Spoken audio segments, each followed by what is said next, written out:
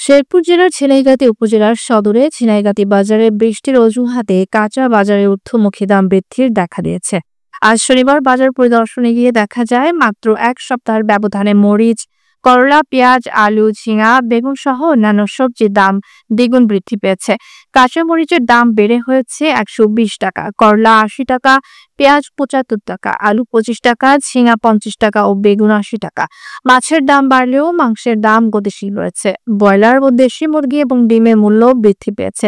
সাধারণ ক্রেতারা জানান, বাজারের দাম দ্রুতই নাগালের বাইরে চলে যাচ্ছে। বৃষ্টির অজুহাত দেখিয়ে এবং আমদানি কম থাকার কথা বলা হলেও মূলত কারসাজির মাধ্যমে মূল্য বৃদ্ধি করা হচ্ছে বলে অভিযোগ করেন তারা।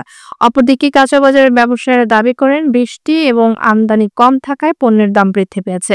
বাজারে আসা আল আমিন নামের এক ক্রেতা বলেন, বাজারের দাম বৃদ্ধি প্রতিহত করার কেউ নেই।